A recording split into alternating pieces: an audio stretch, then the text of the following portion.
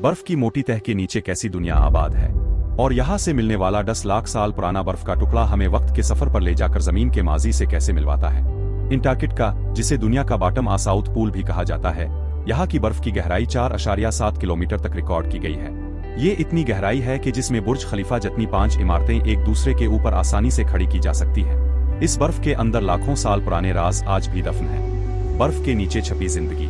2022 में साइंसदानों ने satellite images की मदद से अंटार्कटिका के लार्सन बी आइस शेल्फ पर एक अजीब व गरीब निशान देखा।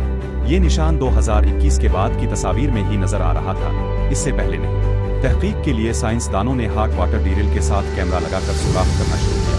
तकरीबन 500 मीटर की गहराई पर कैमरे ने एक हैरानकुन मंजर दिखाया। बर्फ के नीचे एक खुफिया दरिया, सीक्रेट रिवर, बह रहा था, जिसके अंदर लाखों उम्फी होल्स मौजूद थे। ये झींगे जैसी मखलूक थी जो कैमरे की रोशनी से बहुत सरगर्म दिखाई दे रही थी। सवाल यह है कि 500 मीटर बर्फ के अंदर ये मखलूक कैसे जिंदा है और क्या खाती है। माहिरीन के मुताबिक समंदर में झींगे डिकम्पोज्ड प्लांट्स खाते हैं।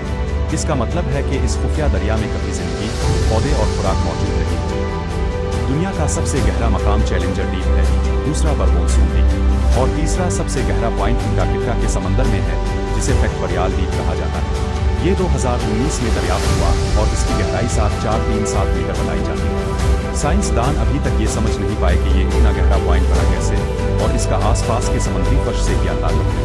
रूस के मुसाफिरों ने पानी में एक बहुत बड़ी जेलीफिश देखी, जिसे बाद में जायंट फैंटम जेलीफिश करार दिया गया। इसकी लंबाई तकरीबन 33 फुट। आमतौर पर ये जेलीफिश 3,500 फुट गहराई में रहती है, लेकिन इसे अंटार्कटिका के पानी की सतह पर देखा गया, जिसकी वजह आज तक समझ नहीं आई। अंटार्कटिका की बर्फ में साइंसदानों को कदीम बारानी जंगल, एंशिएंट रेनफॉरेस्ट के सबूत मिले, जो 90 मिलियन साल पुराना है। ये फोसिलाइज जंगल बर्फ से ढके समुद्री फर्श के भी नीचे से मिला है। दरख्तों की जुड़ें, कोलन और पौधों के आसार मिले हैं, जिनकी तहकीक बताती है। ये ग्लेशियर दूर से ताल्लुक रखते हैं जब जमीन का मौसम गर्म था और यहाँ हरी भरी वादियाँ होती थी।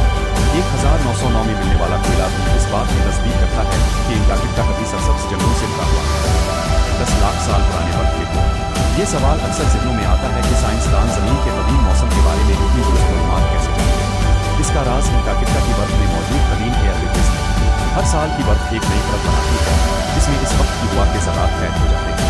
उन एयर रिफ्रिज में मौजूद गैसों से साइंसदान हजारों लाखों साल पहले के मौसम, इस वक्त का दर्जा हरारत, कार्बन डाइऑक्साइड की मिकदार और जमीन के मौसम की तब्दीलियों के चक्कर सब मालूम हो।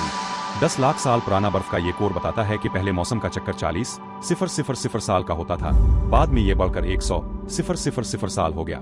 इसी डेटा से माहिरीन मुस्तकबिल के मौसम और आने वाले तूफानों की पेशगोई भी करते हैं। नंबर 1, बर्फ के नीचे छपी पहाड़ी रेंज। 1950 में बर्फ के कई किलोमीटर नीचे एक बहुत बड़ी पहाड़ी रेंज दरियाफ्त हुई, जिसे गेम्बर्टसेफ माउंटेन रेंज कहते हैं। ये 1,200 किलोमीटर तक फैली हुई है और पहाड़ 3,000 मीटर तक बुलंद है। हैरानी की बात यह है कि ये पहाड़ दिखने में नए लगते हैं। यहाँ टेक्टोनिक प्लेट्स की कोई हरकत नहीं होती। नजमतुर्रबीनिवा। इसका मतलब है कि ये पहाड़ शायद जमीन के अंदर के मैग्मा के अलिफाब्लिनी से वजूद में आए, मगर अभी तक कोई ठोस सबूत नहीं मिल सका। उम्मीद है जेमकल्प समित की ये वीडियो अब भरपूर लाइक और शेयर करेंगे। अगली शानदार वीडियो तक के लिए इजाजत दीजिए।